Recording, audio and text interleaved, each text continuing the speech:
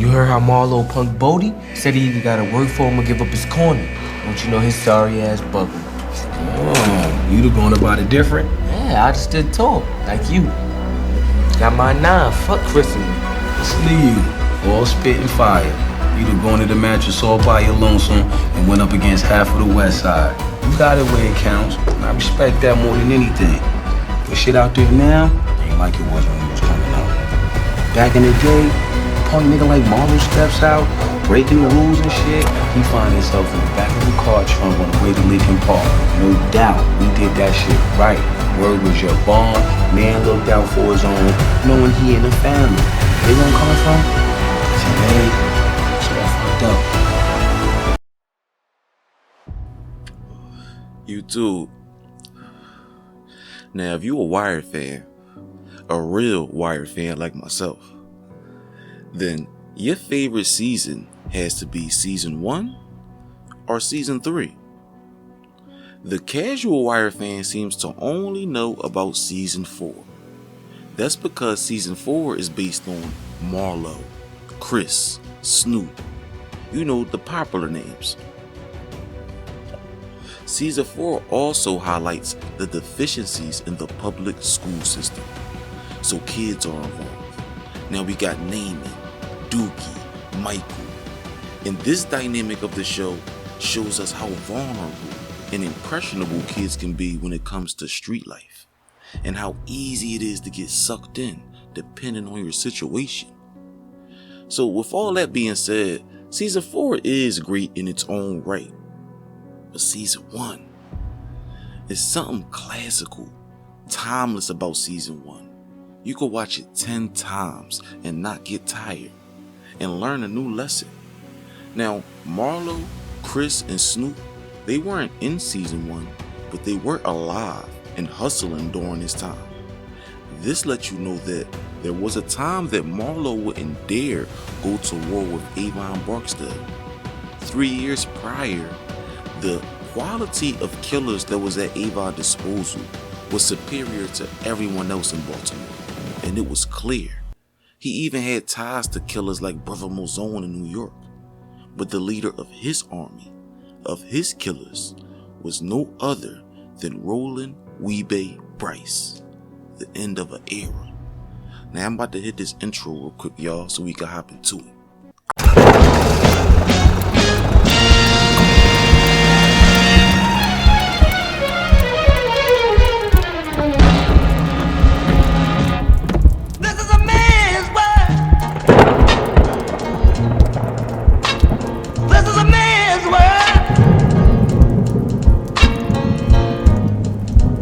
But it would be nothing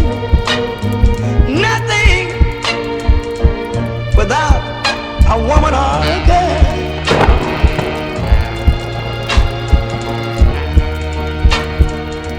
You see,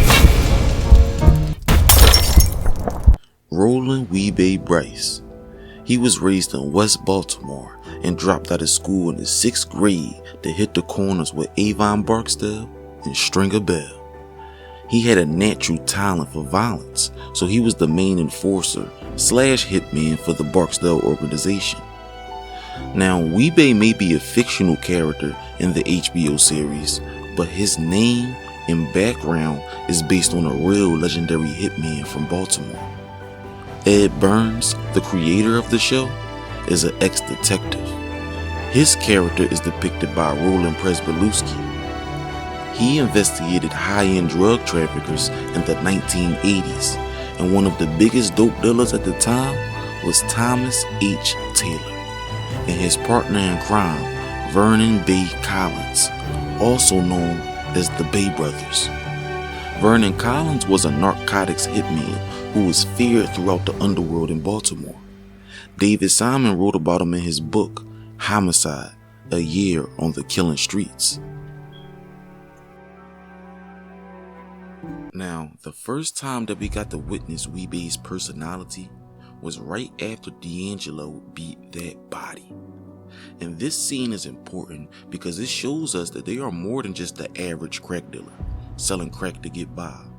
No, this is an organization They have rules, they have a structure, a belief system that they believe give them the best chance to survive or avoid prison time. And if you broke these rules, you will be chastised, verbally, but most of the time, physically. Because if a man lacks discipline, he is more vulnerable to become a police informant. What's the rule?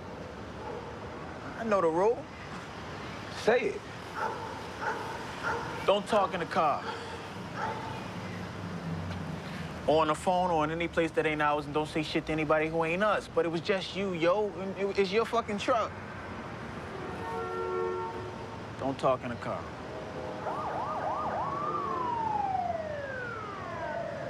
Now, the most important thing that Bey said to D'Angelo just now was nothing. He uses silence to magnify his point. And he takes the approach of a drill sergeant and a cadet. After D'Angelo repeats the rules out loud, he does what most human beings do, attempt to justify. But in the streets, a good excuse is still just an excuse. So Bey demonstrates his leadership skills. Instead of countering what D'Angelo says, making him his equal, Bey uses rank and remains silent and unmoved, reminding D'Angelo of his place within the organization. Something that D'Angelo struggles with sometimes because of his close relationship to the leader. He's Avon's nephew.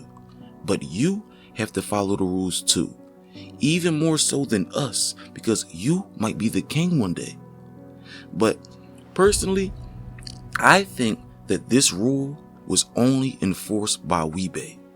Because after Bey is gone, even Avon himself is seen talking shop in the car with Stringer, with Slim Charles. He forgot all of the discipline of the old days, resulting in a fast trip back to jail. Bey really is the end of it. No, motherfucker. It ain't just up to stank 'em to be muscle. You got to pick. Your people supposed to be ready for the re-up. You supposed to be steady for him. But where you at? You in a goddamn sandwich shop. You got $20,000 D coming into your shop, and you ain't even around to see that shit right. Look, I thought No, thinking was what you wasn't doing, and now we look like bitches. You feel me? We got to come back on them. And you can't even tell me shit about who they was. Now, if you pay attention throughout The Wire, especially season 1 and season 2, you start to understand the link between Bey and D'Angelo. Avon gave Bey the task when they were young to take D'Angelo under the wing and make him tough. This is why everywhere D'Angelo goes, Bey also goes. From the beginning of season 1 in the courtroom where D beats the body, to the end of season 1 where D snitches on Bey and they both go to jail. All throughout the show, Bey's job was to school D. And the irony is, D dies in jail, and Bey most likely will too. But like I was saying, Bey somewhat raised D'Angelo. This is why he was locked up for a body in the first place, because all of that time he spent around Bey. Behavior rubs off. D even lied to Bodie, Poot, and Wallace about killing a girl that Bey killed, showing there was a social pressure from his peers to live up to his last name. Now, The Wire did a beautiful job with how they hide parallel stories. Most people never even notice that Naaman is now D'Angelo. And failing to make D'Angelo tough and a solid soldier like himself played a huge role in why Bey let Bunny Colvin have his son. D got 20 years for trying to live up to the Barksdale name and died in jail. And Naaman was going to die trying to live up to Bey's name. This is why I love this conversation between him and Delonda so much. Oh, no, you not. You ain't gonna take my son away from me. Not for Remember these. who the fuck you talking to right here. Remember who I am. My word is still my word. In here, in Baltimore, and in any place you could think of calling home, it'll be my word that finds you. Man, come down here to say my son could be anything he damn please. Except a soldier. Yeah, well, look at me up in here. Who the fuck would want to be that if they could be anything else, Delonda? Now, Bey has so much depth to him. He truly is an underrated character. I remember the first time that I heard him say that. Well, who the hell would be this if they can be anything else? Referring to a soldier. And this showed maturity. It showed growth. Even if it had to come from a jail cell. He now understands that he failed to mold D. He failed to mold his son. Both of them are really soft. They are not like him or truly built for the game. They act hard, but they're just trapped inside of a role. A role that they have to play for the sake of their family. Plus, Bey is not stupid. Bodie just got smoked for his corner. Avon back in there with him. Stringer Bell is dead. There's nobody out there to really look out for his son. So you got three options. You can wait for him to die. You can wait for him to get booked and y'all could be cellies or something. Or you can give him to an ex-police major. Because Delonda, your baby mom, no, we seen how that turned out with Brianna. Black single mothers have no idea how to turn boys into strong men. So they settle for trying to make them hard, but they fail at that too. And all y'all end up making is emotional, violent men.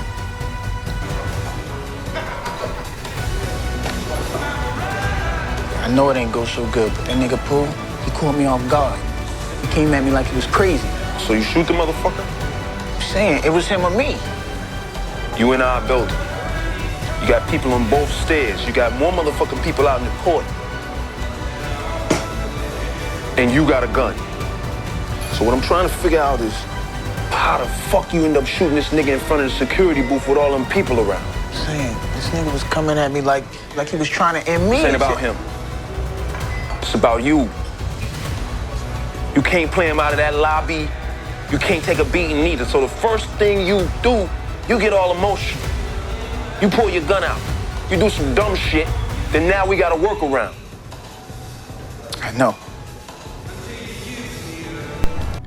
Now, I couldn't talk about Bey without bringing up his relationship with Omar too.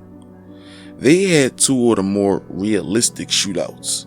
And people may not realize it, but Bey is the only man to ever shoot Omar.